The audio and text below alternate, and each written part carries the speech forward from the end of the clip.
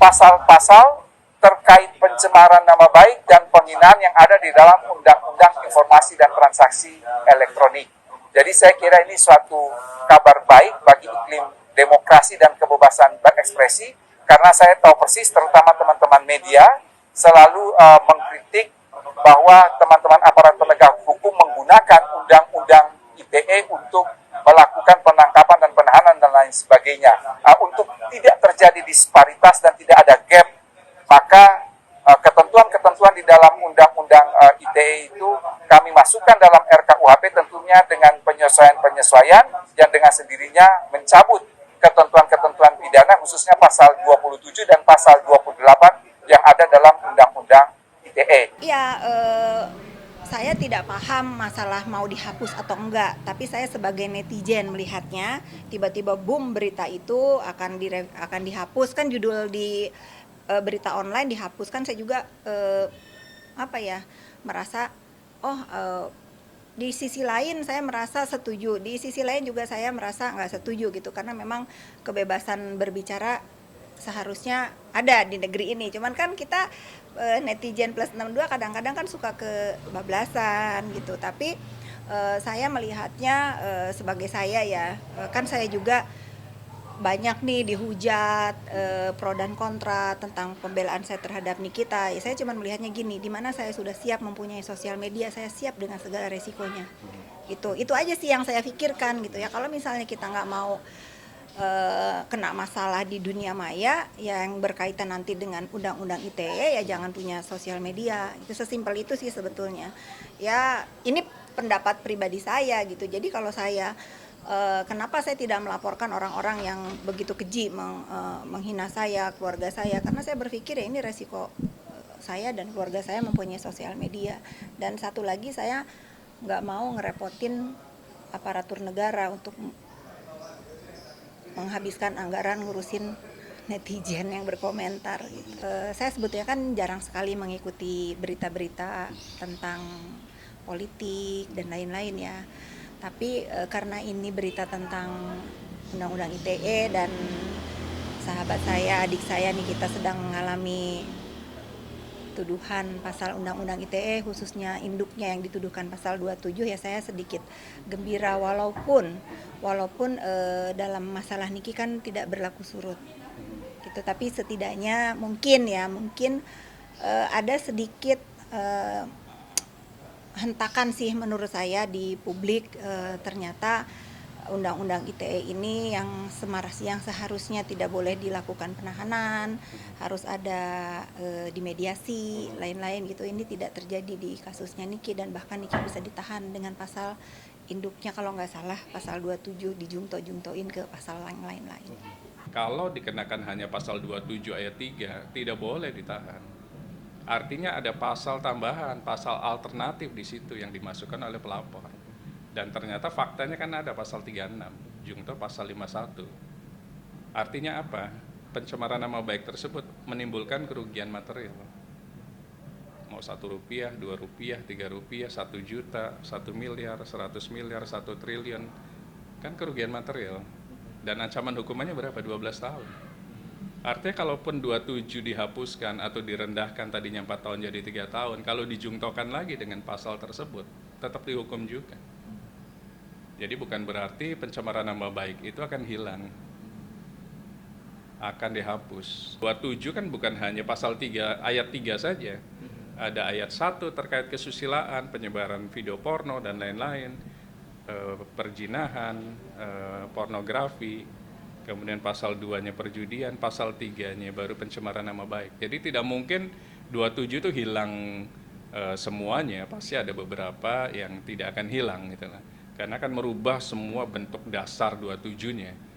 Kemudian kalau kita lihat ya tidak bisa dikatakan dihapus karena masih rancangan akan diparipurnakan. Apakah yakin DPR Komisi 3 sebagai Komisi Hukum di DPR RI akan melakukan sidang paripurna di bulan Desember yang katanya sebelum reses gitu. Kalau iya betul, tinggal kita lihat yang dikurangi atau dirubah atau diamandemen yang mana, apakah 27 keseluruhan, 28 keseluruhan, atau 27 ayat 3 saja, 28 ayat 2 saja misalnya, penistaan agama masih masuk misalnya. Tapi kalau SARA penyebaran berita hoax masih tetap misalnya, atau apalah, kita belum lihat juga. Setujunya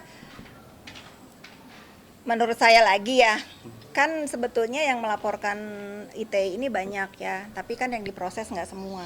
Itu menurut pandangan saya lagi gitu. Ada beberapa netizen yang nge-DM ke saya, kakak saya lapor ITE, saya digini-gini sampai sekarang nggak dijalanin misalnya.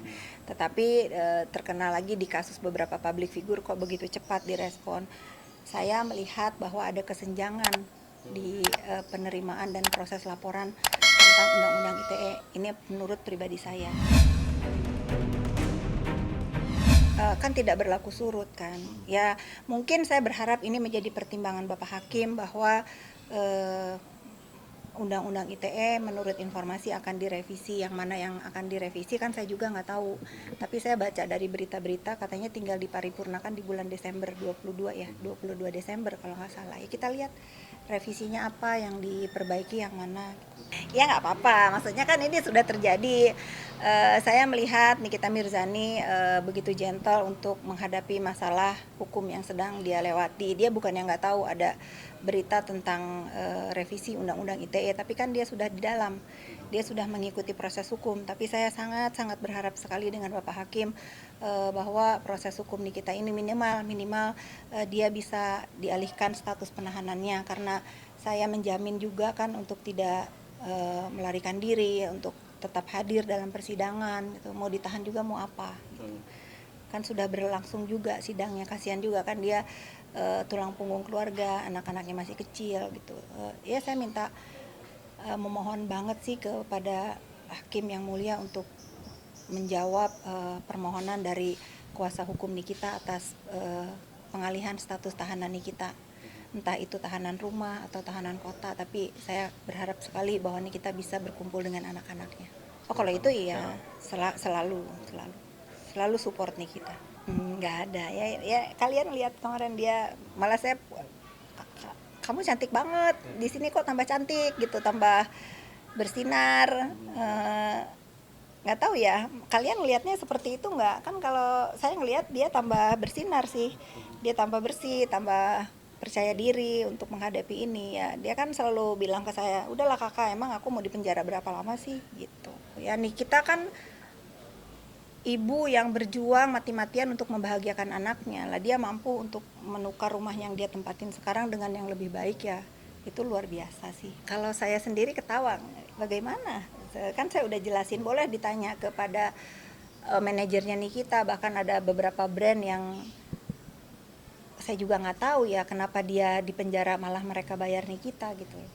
Rezeki kan nggak akan pernah lari gitu. Kalau misalnya Nikita dikasih ujian seperti ini, Allah memberikan rezeki yang lebih, itulah hadiah dari ujian yang Nikita alami hari ini. Gini ya teman-teman media, saya sudah tidak ingin lagi membahas pasal dan kerugian pihak pelapor.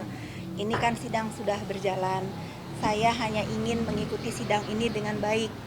Kita sama-sama menyaksikan sidang ini dengan baik. Orang melaporkan, dikenakan pasal, dituntut oleh jaksa, kan itu biasa. Nikita kan belum diputus bersalah, kan ada Bapak Hakim yang mulia yang akan mengadili ini seadil-adilnya. Kan Nikita dalam eksepsinya bilang, kalian semua para penegak keadilan satu hari akan bertemu saya di alam lain. Kalian harus mempertanggungjawabkan apa yang kalian lakukan terhadap diri saya hari ini. Itu aja sih. Ya saya mah balikin lagi ke situ kan. Kalian dengar semua kan? Dengar nggak nih, kita sambil memandang semua hakim, semua jaksa. Saya ingat banget dia. Itu catatan dia yang diucapkan ke saya sebelum dia tulis di SLC, kakak aku mau tulis begini. Ya bagus. Karena kan penegak hukum harus seadil-adilnya, harus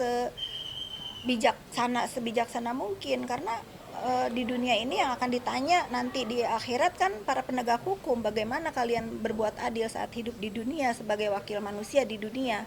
Kan kita bilang begitu, kalian nanti akan bertemu saya di dunia lain dan kalian harus mempertanggungjawabkan semua perbuatan yang kalian lakukan terhadap saya. Hari ini masih ada kesempatan lah untuk kita sama-sama kalau misalnya nih kita kan sudah menebus nih, misalnya kalau dia memang ada salah ya dengan dia dihukum, tapi kan belum tentu apa yang dibuat, apa yang dikenakan pasal dia itu terbukti. Ya saya mah berharap para penegak hukum melihat ini sebagai melihat ini sebagai kasus yang benar-benar harus benar-benar seadil-adilnya, karena ini udah menjadi perhatian masyarakat luas.